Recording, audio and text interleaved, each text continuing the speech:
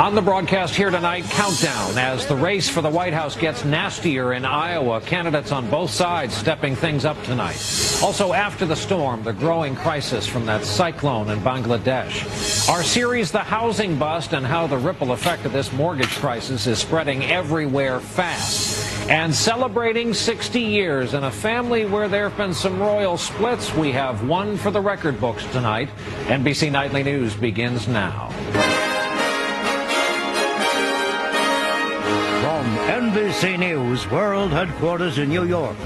This is NBC Nightly News with Brian Williams. Good evening. The 2008 presidential election really begins in 45 days. That's when the Iowa caucuses will give someone in each party, perhaps several candidates, a huge advantage. It's getting closer to that date. It's tightening among the Democrats, and that may explain why it's also getting rough. Yesterday, Barack Obama showed some new fire under questioning from a voter, and tonight, there's evidence the Obama campaign is indeed heating up. It's in the form of a major poll out showing him up and now in a statistical dead heat with Edwards and Clinton in Iowa. That sets the scene for us to begin with our chief White House correspondent, David Gregory, tonight. David, good evening. Brian, good evening to you. And you mentioned it, new polls and critical days on the campaign trail as time is running out to take the lead and to make an impression. Absolutely. Good to see you. There you go. Thank you. Barack Obama shaking hands in Iowa after a tense weekend. But tonight, encouraging news. For the first time, he has a lead in the state. A new Washington Post ABC News poll has him at 30% of likely Iowa caucus goers, with Hillary Clinton at 26 and Senator Edwards at 22. Obama has appeared more forceful on the campaign trail. Over the weekend, an unusually sharp exchange with a voter who pressed him on what he'd do to fight terror. No, wait. Obama admonishing the woman that Iraq had nothing to do with 9/11. Don't think that I care any less than Rudy Giuliani or Mitt Romney about making sure that my daughters don't get blown up. For her part, Senator Clinton is answering her critics with a new TV ad featuring a father who claims she came through for his son who had a health problem. Now her opponents are saying that Hillary can't be trusted. I trusted this woman to save my son's life, and she did. Analysts say this is the high-pressure moment for the Democrats. Somebody has to beat Hillary Clinton in Iowa, and that's contributing to tremendous pressure on these candidates to make something happen now.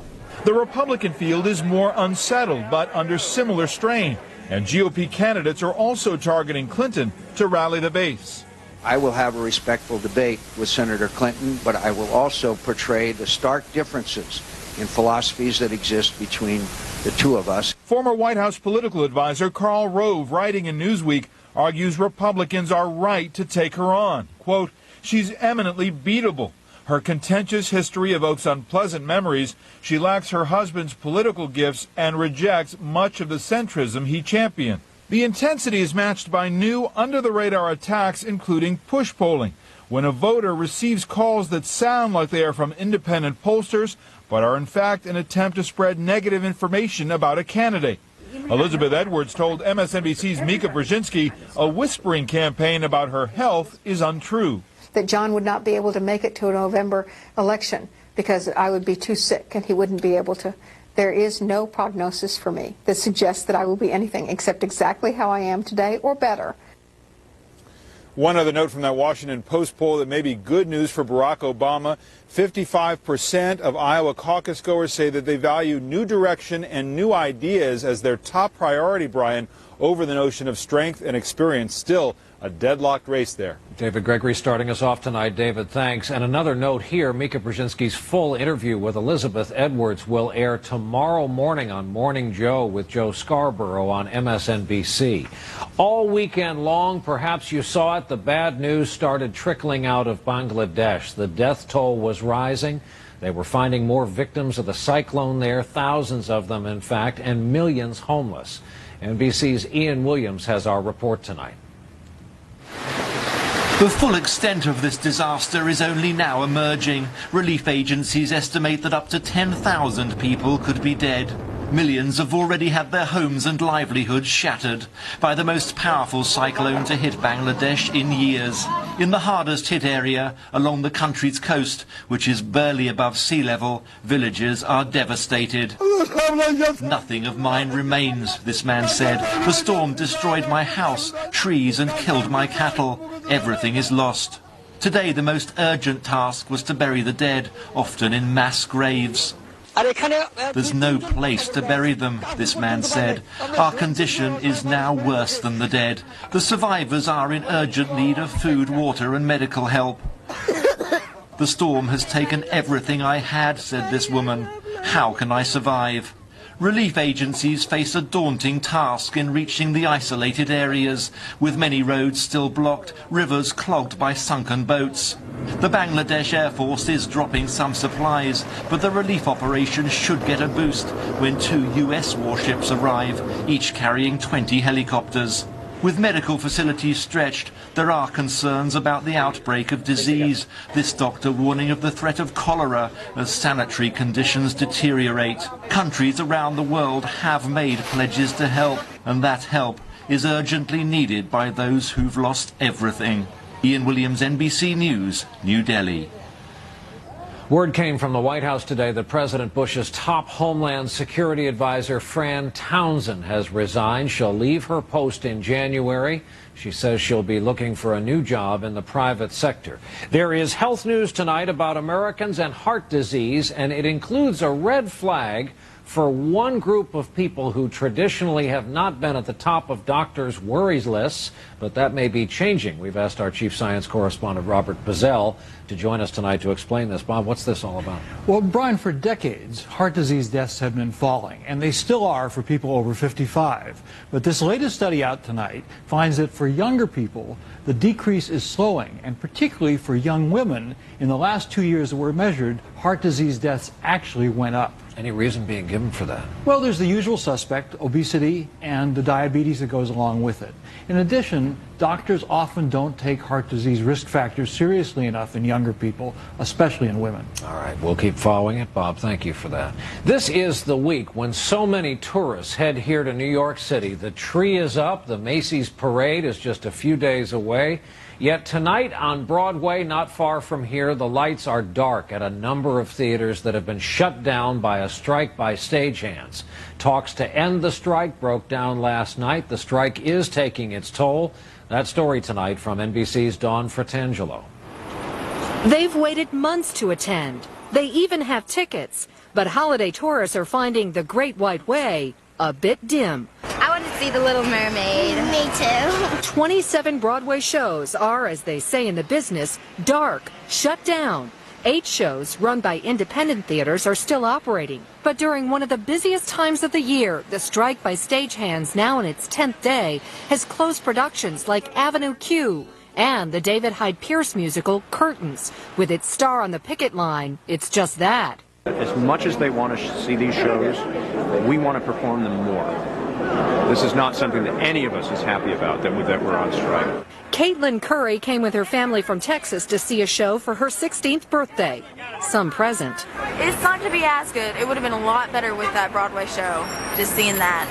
City officials estimate the Broadway strike is costing New York $2 million a day in revenue. The productions aren't the only things affected. Restaurants and stores that cater to the theater crowds are losing money too.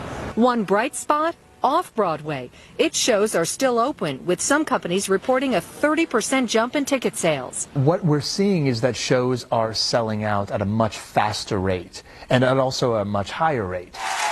Other options are often shows like Late Night with Conan O'Brien or David Letterman, but they're closed too because of another strike by the Writers Guild.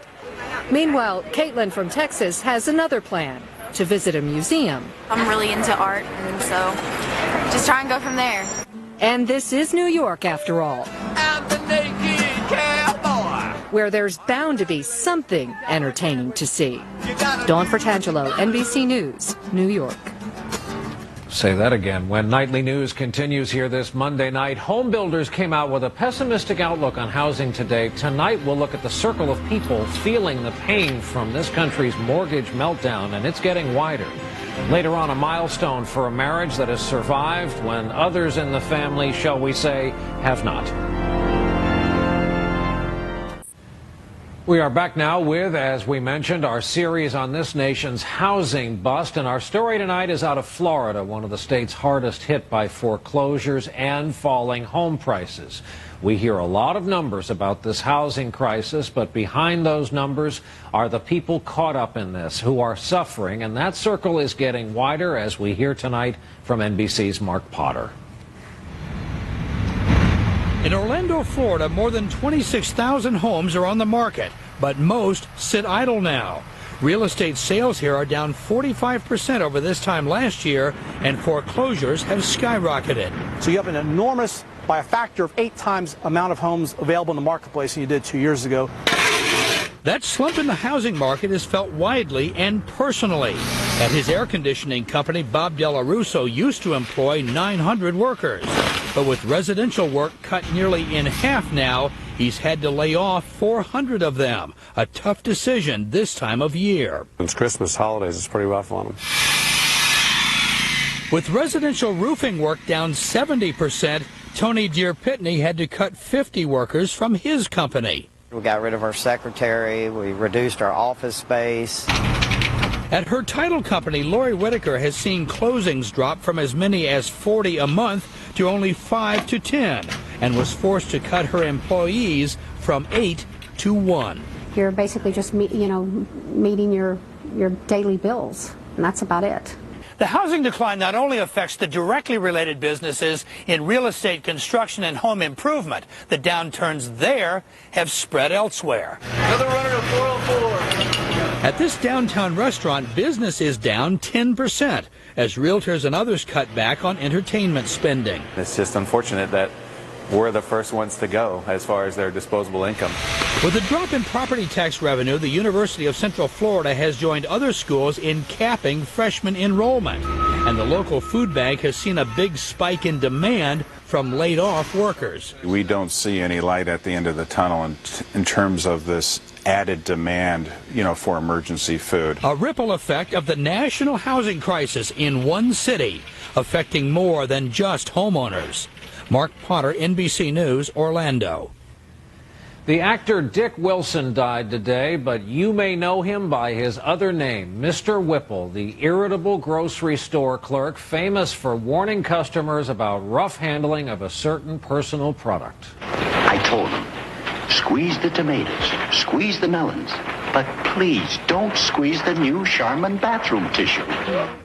Wilson had a long career in film and television, but found fame, as he used to jokingly say, in toilet paper, bathroom tissue, as they prefer to call it on TV, and he owed it all to the power of a catchy commercial catchphrase.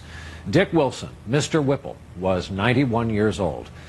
We have a quick look now at today's downward slide on Wall Street today. Blue chips lost 1.7% of their value. When we come back here tonight, Ann Curry with more of her courageous reporting on a secret that has shocked the rest of the world.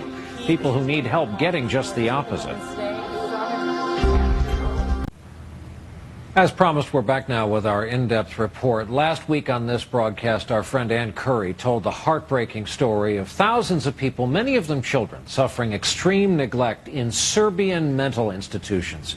Treatment that has been called tantamount to torture. This story touched a nerve, though, as you're about to see, the pictures have been tough to watch. We have asked Ann to come back and give us an update on this. Ann, welcome. Brian, thank you. You're absolutely right. The pictures are tough to watch. We're going to show you them again tonight because they've provoked outrage from human rights advocates around the world, and they've gotten the attention of the Serbian government, which is now feeling the pressure to change the way it cares for people with mental disabilities. What prompted the outcry was conditions inside institutions like this one we visited, and images like these. Grown men confined to cribs.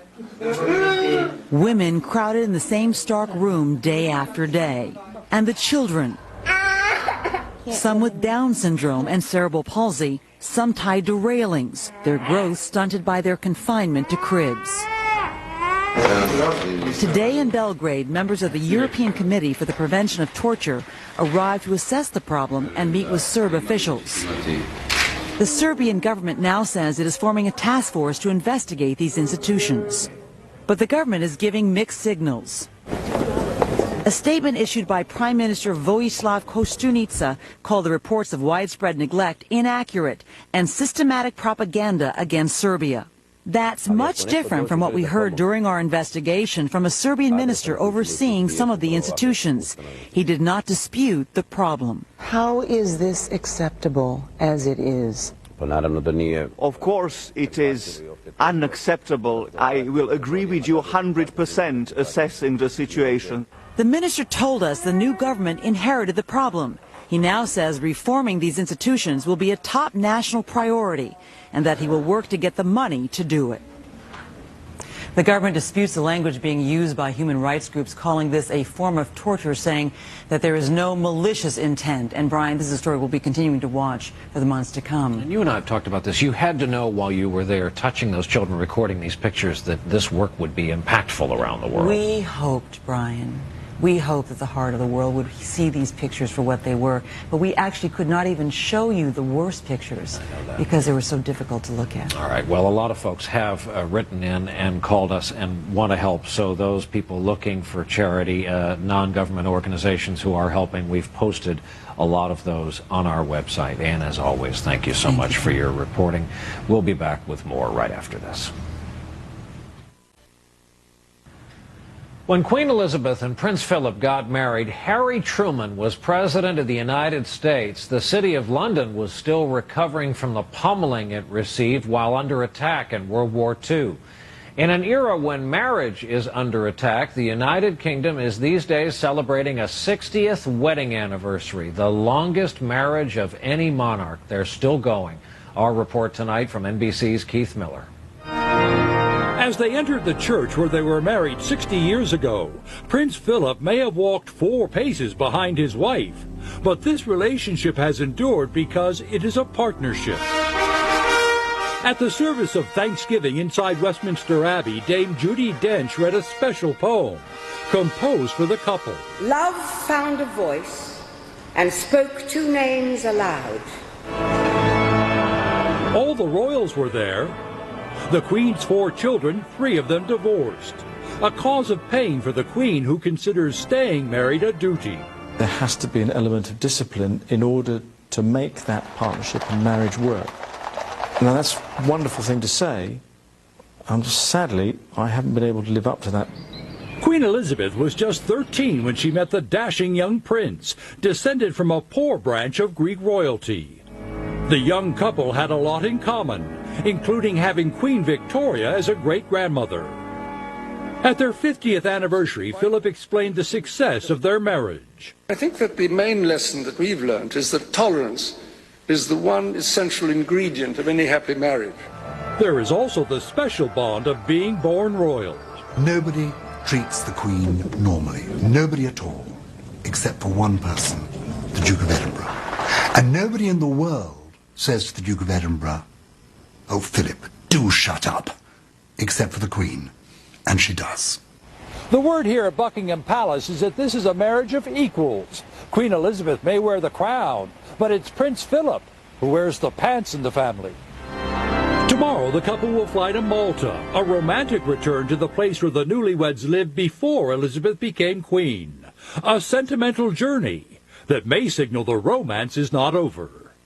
Keith Miller, NBC News, London. In this country, without question, our favorite item in the news was a page-1 story in USA Today. The federal government wants to talk to you about the mess in your suitcase. The TSA, our friends in the white shirts who handle security at the airports, are asking us all to reduce the clutter in our carry-on bags and pack our things more neatly.